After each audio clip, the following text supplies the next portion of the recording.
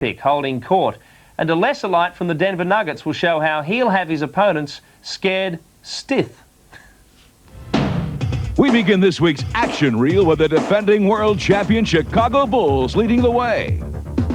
After the retirement of Michael Jordan, many had written the Bulls off. But a quarter of the way through the season, the rest of the NBA is learning there is life after Jordan. Scotty with the slam. The monster slam for Scotty. Tony, lob to Scotty. With Pippen leading the way, the Bulls took their 7th straight over Minnesota. And next up were their Central Division foes, the Detroit Pistons. Streaks and numbers sound great, but bottom line is you just take one game at a time and just keep going out there and playing hard. Without their veteran backcourt, the Pistons were no match as Chicago took its 12th win in their last 13 games. Scottie Pippen with a triple-double, 16, 10 boards, 10 assists. Next to take a swing at the champs were the Orlando Magic. And once again, Pippen was dominant with 28 points, 8 rebounds, 6 assists, and 4 steals. But in crunch time, it was rookie Tony Kukoc who took center stage. Down to 3, it is Kukoc, he hits with the left hand. 9 straight wins for the Bulls. They have won 13 of their last 14. Another team in the East making their move are the Miami Heat, who began the week with a win over Philadelphia, led by Glenn Rice's 25 points. Glenn Rice, big three-pointer. Rice led the Heat to their 3rd straight win, and first ever in Philadelphia. Rebound, John Sally. Here's Glenn Rice. Big one. Final score. Miami 98, Philadelphia 90. A close game. Next up for the Heat was a return home to face the Lakers and a chance to reach a goal. The Miami Heat looking to even the Heat's record tonight at 11-11. Smith down the lane off to Rice, who sets for the 3. Beautiful penetration by Smith, and that was like shooting fish in a barrel for Glenn Rice. With Rice and Steve Smith combining for 44 points, the Heat gave themselves an early Christmas present. Geiger with a rebound, put back and foul. Happy times back in Heatland. Finally, Sacramento came to town. The Kings have been moving in the opposite direction, losing 12 of their last 14 games.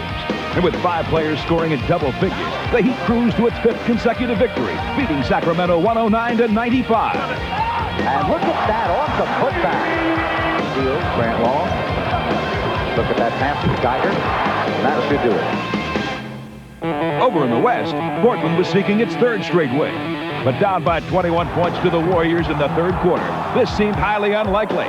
However, the Blazers put on a late rallying surge and set the stage for a dramatic finish. Robinson. Nothing but that. To Mullen. Mullen. Inside the weather net. It's time. To get it in. Strickland 4, 3.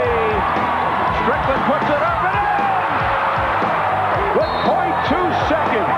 After escaping Golden State, the Blazers came home. And with Clyde Drexler on injured reserve, the Portland Reserves came through for a win over Indiana. Good. I don't believe it. On the right, James Robinson steps around. Dale Davis goes to the basket. Run it in. And knocked down hard. Whoa, we have seen the burst of a young favorite here tonight. And the Blazers keep their winning streak alive at 4. 5 of the last 6 and 7 of the last 10. Although Portland would see its winning streak stopped at 4, we find out in this week's news, notes, and quotes that a streak of more significant proportions was also snapped, as the Dallas Mavericks ended an NBA record-tying 20-game losing streak. I knew it was going to have some trying times as you go through the success process. We're in one of those laws, and we've got to fight our way out of it. We're the only people that can fix this problem. The Dallas Mavericks ended their downward swoon with their 2nd win of the season over the Minnesota Timberwolves, 93-89. Also put to rest was the Houston Rockets' quest for the best record to start a season. After a 22-1 start, the Nuggets ended their hopes for immortality. Otis gets it stolen by Reggie Williams. He didn't go get the ball, and Reggie did. Lackadaisical play on the part of the Rockets. Rod Higgins jumped at the chance to play again as he signed on with the Cleveland Cavaliers, his 7th NBA team. He won't give it up this time. He wanted to score his first Cavalier basket. And a player usually known for his gift of giving out assists, John Stockton of the Utah Jazz scored his 10,000th career point. Stockton looking for three-point range. Stockton drives right side. Goes for the layup. It's good. John Stockton. Finally, some real good news. Sacramento Kings guard Bobby Hurley was released from the hospital and headed home to spend the holidays with his family. To the mark, throw the lane. Hurley with a nice job. Sidesteps Payton after he... To NBA action. This week, Golden State's big man and rising star Chris Webber is holding court. Here comes Sprewell. Underhands it to Webber for the finger roll. At 20 years old, he's the youngest player in the NBA. But you'd never know it watching him on the court. Or listening to him talk. I'm not afraid of anybody or anything on the court. For Chris Webber, wealth and success have come quickly. But this season could prove to be the most trying of his meteoric career. It's hard. It's very hard. I mean, and I can see how some people can get used to losing, and that's what I'm very scared of. He would become the first sophomore chosen #1 in the NBA draft since a young man named Irvin Johnson in 1979. But Orlando's top pick quickly turned golden for Webber as the Magic dealt Chris to the Warriors, finally giving Coach Don Nelson what he'd coveted for so long. We've got a legitimate inside dominant player who I think is going to be one of the best players in the game. But the feelings of optimism in Oakland soon turned into a summer of disasters. The Warriors were forced to start their season without their top 3 scorers. Sharunas Marciulionis and all-star point guard Tim Hardaway were lost for the year with knee injuries. And Dream Teamer Chris Mullin watched from the sidelines, waiting for a torn ligament in his finger to heal. There would be no grace period for the $74 million rookie from Michigan. Chris Webber had to produce now. So I think instead of pressure on me, I think it's pressure on our whole team. I don't feel pressure. I just go out and play and do what I can do. God has given me a talent, and this is his. I'm just using it, so I don't feel pressure. It makes it a lot harder on Chris Webber because, you know, now there's so much that we have to rely on, so much goes on his shoulders that people look for him to have all these great numbers and make us win and all the rest of it. He's really not ready to do that. What Chris Webber is ready to do is make his presence felt throughout the NBA against some of the premier players in the game. I don't know what it is to be scared on the court. Instead of being scared, Webber's frightening opponents, and he's not intimidated by anyone, not even Sir Charles. I just got Charles Barkley that night. And my fellas in Detroit, I told you I was going to get somebody. Chris managed to overcome his own bouts with adversity over the summer. But as he continues to impress his way around the league, one thing he doesn't have to work on is his love of the game. I play every game to win, and I appreciate the fact that every minute I'm out there, I'm doing something that I enjoy doing. With Mutombo. Oh, brother! One-hand slam by Webber in one motion. Hey, we're not done with Mr. Webber yet. He leads off this week's On Fire after leading the Warriors to a 46-point blowout over the Clippers. Chris Webber. They've got the numbers. Oh, what a feed to Mullin. 3-on-1. Webber. And he's fouled. Chris Webber with 22. 12 assists, 12 rebounds, his first NBA triple-double. Fellow rookie Anthony Hardaway was equally impressive, hitting for a season-high 31 points against the Nets, including 17 in the first quarter. Long pass to Penny. He dunks. And just for good measure, Penny threw in 9 boards, 7 assists, 4 steals, and 3 blocks. What a pass by Hardaway. Anthony Hardaway, three-point line, drives baseline, gets past Edwards, goes up for the shot. He's fouled. Hardaway having a career night for the Magic. The Phoenix Suns' Kevin Johnson was equally hot as he scorched Houston on Christmas Day for 26 first-half points. Penetration by Kevin Johnson. It'll count and a foul. KJ was hitting from all angles, finishing with a season-high 36 as the Suns shot down the Rockets. They're going to stop KJ if they're going to come back. He has been unstoppable. Speaking of hard to stop, check out Denver's Bryant Stith, a player who's on the rise. After an injury-riddled rookie season, Bryant Stith looked to his coaches and teammates for guidance this season. Frankly, you know, this is basically still like my rookie year for me. But, you know, I've been doing a real good job of listening to them because, you know, they're veterans and they know what to expect. With his disciplined work ethic, Stith has already developed into one of Denver's most dependable players. He's the team's second leading scorer, averaging nearly 14 points in just under 36 minutes per game. and the importance of Stitt's rapid development hasn't been lost on his teammates. His second year has just been incredible. His performance has been helping us, his shooting, his defense we can't even talk about, so it's just been great. But Stitt brings more to the court than just a pretty jump shot. Nice one bounce to Stitt. I think Brian is a two-guard. He's 6'5". He's very strong down in the block. He makes it very difficult for defenders because not only do you have to guard him out on the floor, but you also have to guard him down the paint. When I was at University of Virginia, I played small forward, and I really had to mix it up with the big guys, and this is something that I really enjoyed doing. Stitt's passion for playing in the paint does not go unappreciated. Brian's not afraid to go at anyone. He can look up and it can be David Robinson, you and anybody. He's going to pump fake and try to go strong with the ball. And already Denver's investment in this young nugget is paying dividends. Stitt bangs inside. Big bucket for Brian Stitt. You a big time? Check out what we have in store in this week's NBA Encore. Let's all go to a block party. Springle makes the turn. What a rejection. Now what would a block party be without Sean Bradley? 4 blocks for Sean Bradley. And the Nuggets have their own little block party themselves, starting with Fonz. Rejected by Ellis Martin. Hey, check out one of their new guys. Oh, Darnell Mee showing you his jumping ability. Ooh, and here's one from Denver's big guy. Mutombo rejected by Mutombo. All right, enough defense. Let's see some guys sent it home via the alley-oop, beginning with the Lakers' Doug Christie. The Bulls' Tony Kukoc knows how to go up and get it. Backdoor layup for Myers. Nicely done. Send it in, big fella. Now about some tasty teamwork as we check out some fancy passing. First up, the Sixers' Jeff Hornacek.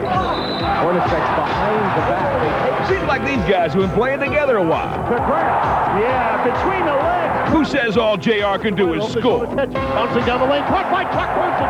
Layup is good. What a pass by Isaiah Ryder.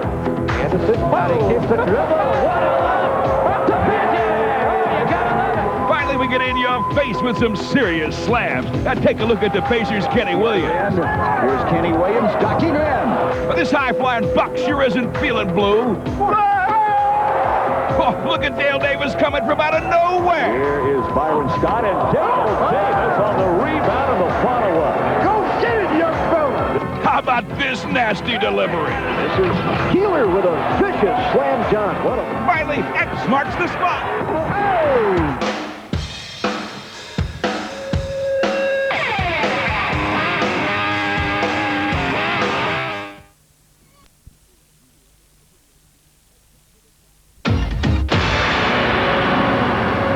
And now that we have you on the edge of your seat, it's time for the top 10 plays of the week. 5, 4, 3, 2, 1. In our courtside countdown. At number 10, who says you can't get a bad sunburn in Seattle? Trying to check Gill into the air. He comes and spikes the ball away from Gill out of bounds. A sensational block by Barkley. Patrick Ewing looks to tidy up a bit on the offensive end. Well, go. The entire coaching staff jumped off their feet. We move on to Phoenix, where there's no denying Dale Davis. Here comes this one. Oh, my. Yes, indeed. This looks like a slam dunk contest, doesn't it? Oh, we got a lucky one at number 7. You just gotta love this one from LJ. Larry Johnson makes one up. Throws it over his shoulder, and that sucker goes in the hole. Would you believe that? Could it be? Have we found Chicago's new Superman? Where did that come from? Bill Wennington. Michael Jordan, eat your heart out. So you want to drive to the hoop? Well, Kenny A will always find a way. Here's Anderson. You gotta give me a break. Give me a break. Where'd he come from? Hey, check out Harold Miner showing off for his California crew. That's a great play. Miner slams it home. Harold Miner revved up. He knows this game is being televised back in Los Angeles, his hometown. Something's buzzing around the hoop in Charlotte, and guess what? It ain't no Hornet. He with the alley-oop once again. As Eddie Pinckney set a beautiful pick, and D. Brown used it beautifully. At number 2, let's welcome James Robinson to the countdown. Dribble, spin dribble, 360, back door, right, left, reverse. Oh, my goodness administration. And for our #1 play of the week, Mad Max comes up with another miracle. Vernon puts it up, and the Houston Rockets win it. The Houston Rockets win it. The miracle season continues for Houston. Incredible. Basketball Today had a very interesting yarn about the possibility of Danny Manning finding a home in Orlando. Very interesting. The Magic still struggling though on the road, as I said earlier, 6-8 now. Conversely, the place Manning was expected to go, Miami, has a better road record than they have at home. They're 50% all up. Central now. And the Hawks, well, they beat Orlando at home with Shaquille ejected, and they stay on top. But the Bulls are charging, aren't they? 11 of Charlotte's 15 wins were at home this year so far, so they must lift their road game. They are 4 for 10 there.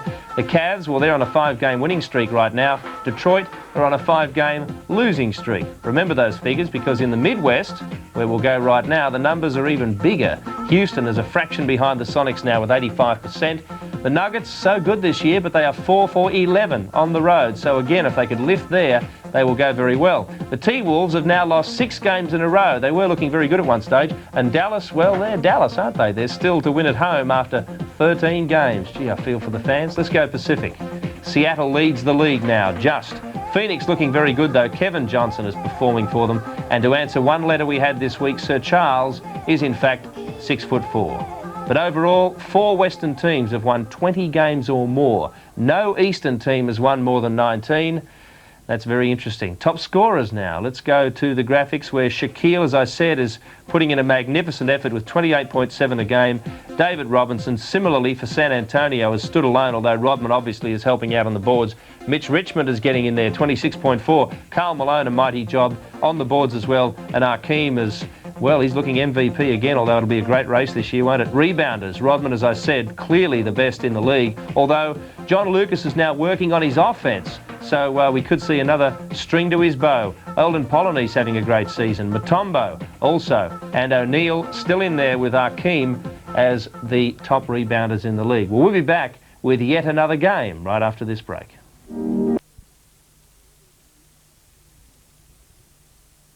Just having a photo with some of my superheroes. That's all we've got time for. Be looking for me next week somewhere on the Gold Coast. Have a great holiday. Bye.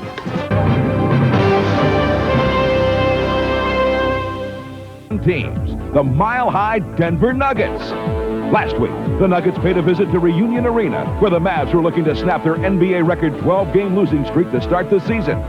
But Dikembe Mutombo, the NBA's second-leading shot blocker, set the defensive tone early with 4 blocks in the first quarter. And Dallas shot just 34% from the field.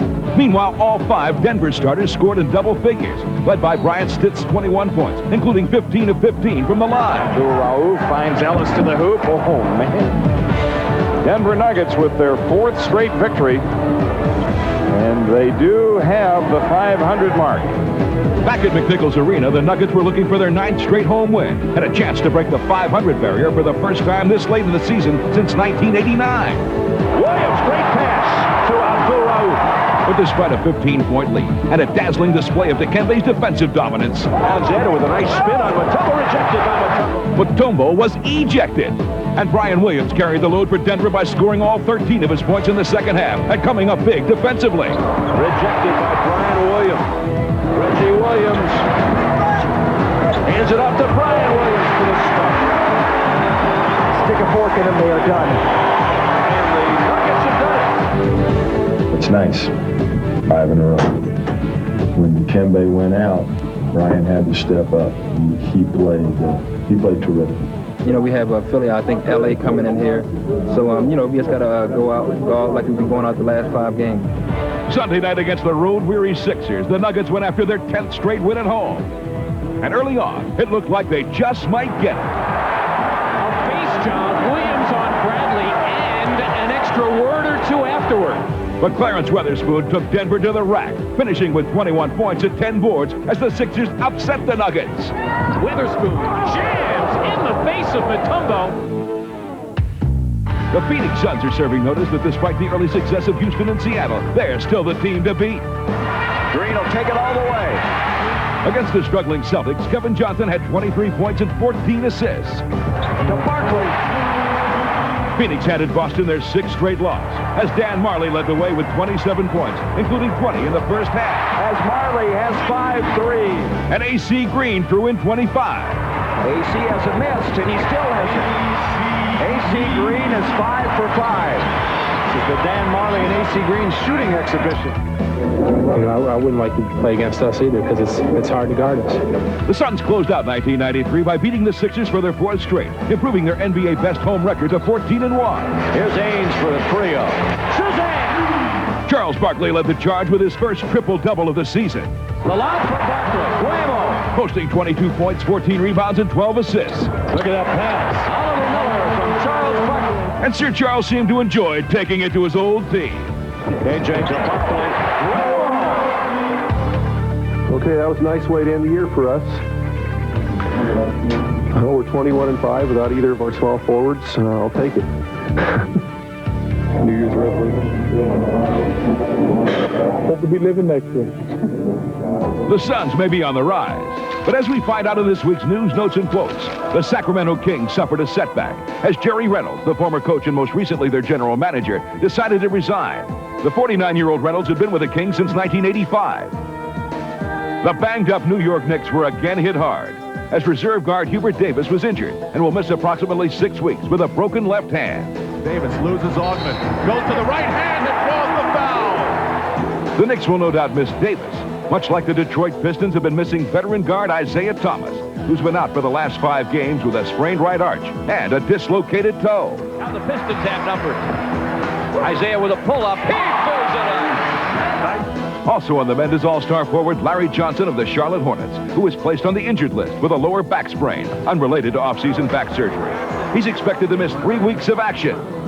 And in some uplifting news, Utah's John Stockton reached a milestone, becoming only the 3rd player in NBA history to record 1,900 steals. Stockton gets his 1,900th steal when they make that announcement, standing ovation. And finally, the Cavs' Brad Daugherty also set a personal scoring mark. Brad Daugherty now moves past the 10,000 career point mark. Now, an inside look at some of basketball's amazing stories of dunk. My brother Dominique, playing against Milwaukee, they throw the ball to Dominique on the wing, and the whole team collapses on him. Down low for Dominique.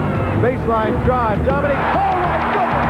Did you see that jam? I don't know how he did that. Dominique! Bob Lanier had covered the rim, and I turned sideways, and I turned back around in the air and dunked it on him. That still sticks out in my mind.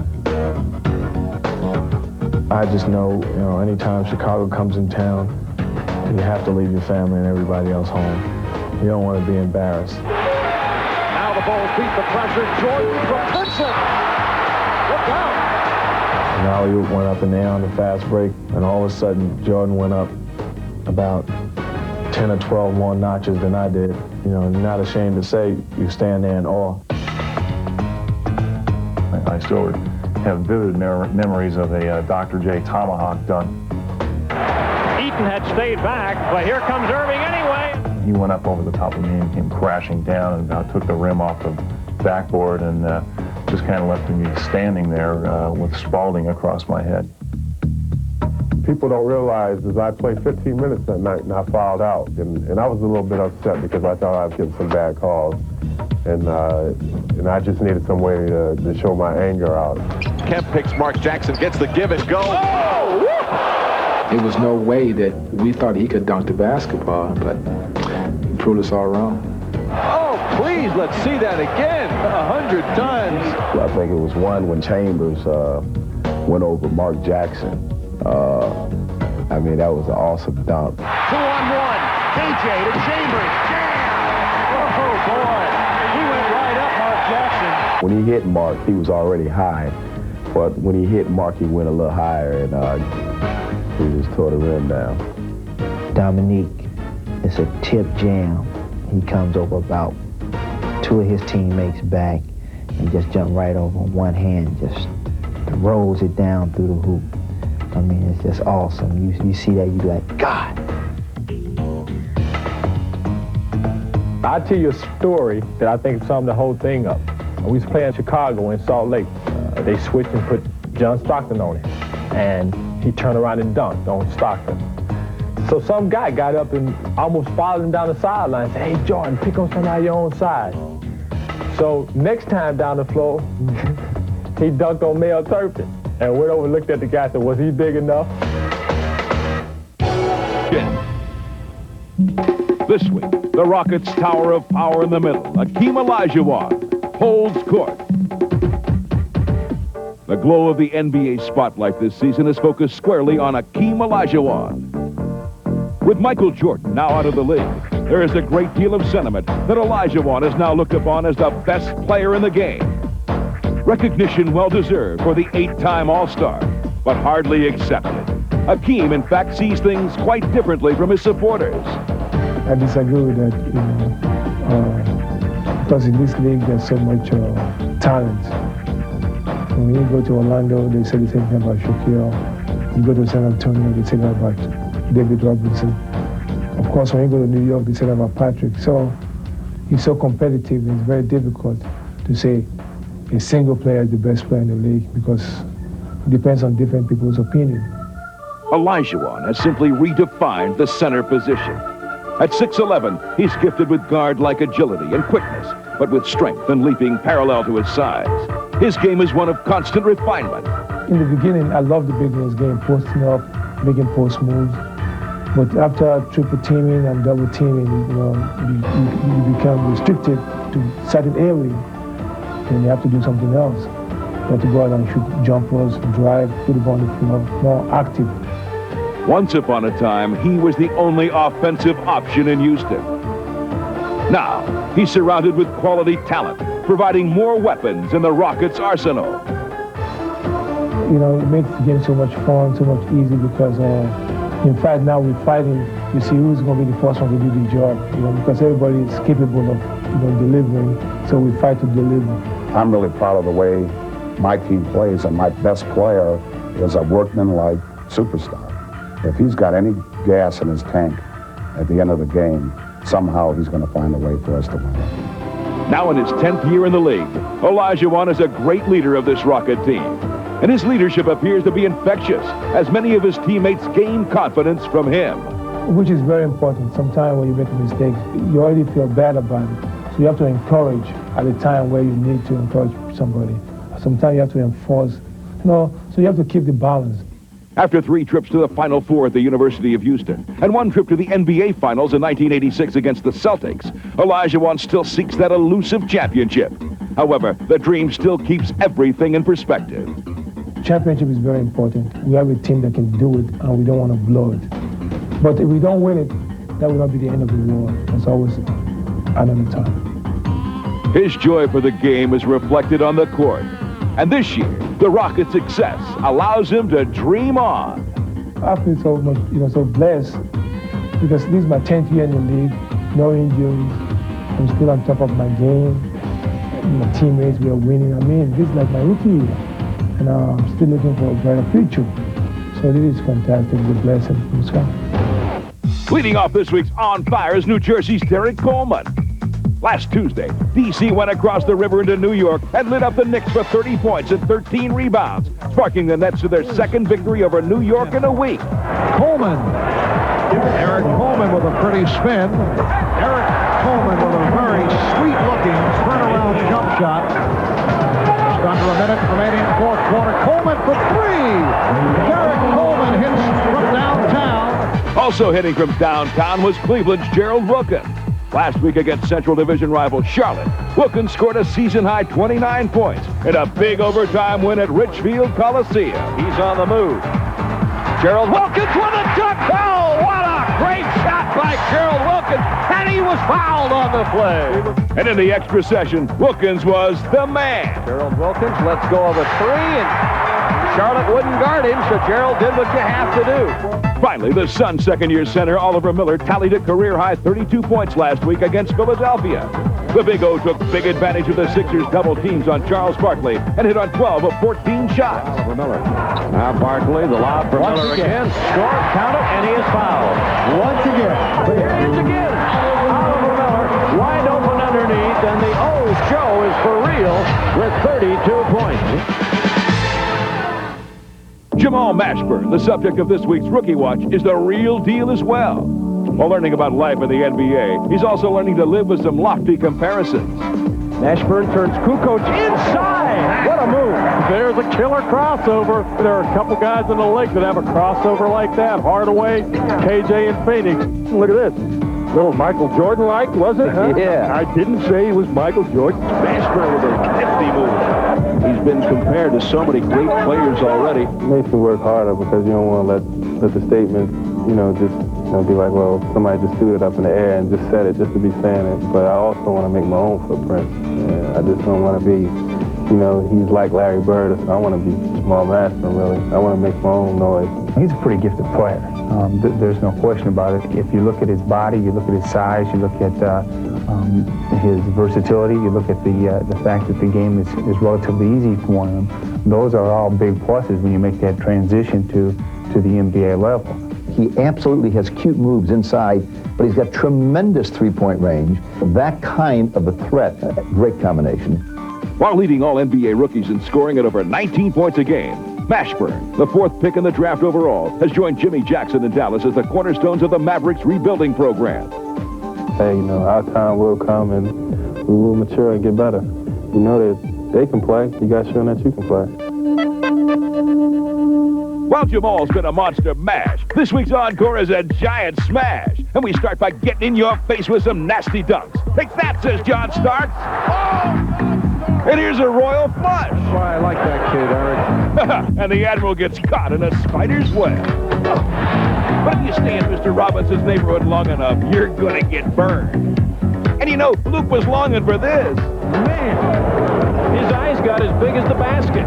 Okay, folks, now let's keep things going with some great plays and come special delivery, as Steve Smith shows us he knows where to go. From Minor. Oh, my. Hammer time. Hey, who says only little guys can run the fast break? Those two guys showed that you don't have to give it to the guard all the time. Yeah, show, big fellas. But now back to some shortcuts as Terrell turns him on in Cleveland. And Robert Pack drops it back. Special delivery from Robert Pack. Next, we show you who's the best on the block. And guess who starts us off? Spud Webb, of course. Michael Adams blocked by Spud Webb. How about that? Brian Davis thought the track was clear until he stopped dreaming. While Dikembe said, sit down to Chris Gatling. And Kenny Anderson was off to the races, but Greg Anthony made it a photo finish. And the block by Anthony. What a block! And John Sally's still going at it. Robinson sends it back. Last up, we'll send you home with some of the best rim benders we could dig up. We'll start you off with a spoonful of Clarence. Oh, and this is becoming an unlikely habit.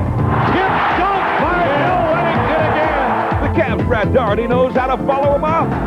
And Jason Williams looks like the Incredible Hulk on this jam. On the follow, Jason Williams, big time. He-Man.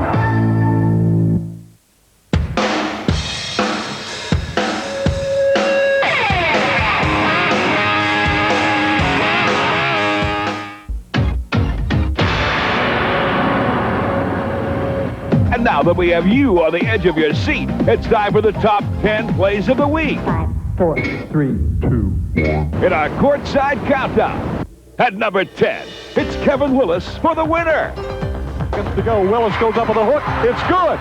4.5 seconds to go. Willis threw in a running hook, and I mean literally threw it into the basket. We move on to New York, where Patrick Ewing is having a garden party. Ewing with a duck under. Oh, beautifully done by Patrick Ewing.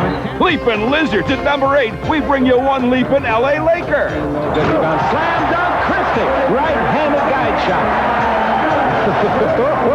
Any questions? Teachers. Oh, it sure looks like Lee Mayberry is making the most of his playing time in Milwaukee. Price, and that was an unbelievable move. Yes, it was, but he had a full head of steam. Give the little man credit. He gets up on this one. He's way up there.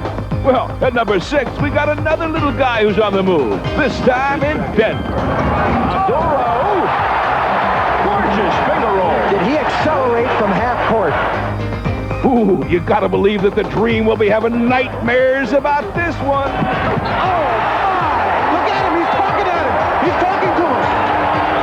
I told you. Fearless. For number 4, we got another rookie on a rampage. Go ahead, Chris.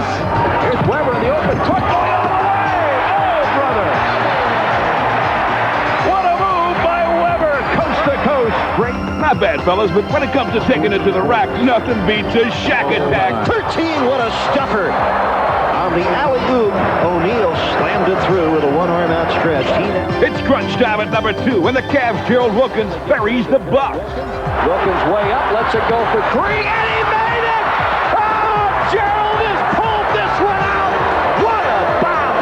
And for the number 1 play of the week, LaFonso Ellis shows us why he's the best on the block. Oh, are you kidding me? LaFonso Ellis took it right away from him. Look at that, he just took it from him and looked at him.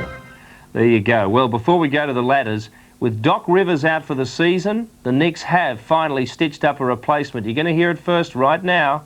And no, it's not Isaiah Thomas. More on that in a moment. It'll be Derek Harper, traded by the Mavs. Yes, they finally caved in. I think it's a very good deal for New York. And the trade is for Tony Campbell and a first-round draft pick in 1997. Well, I reckon Dallas, certainly, I know Derek wasn't too happy, but New York's got a marvellous deal there.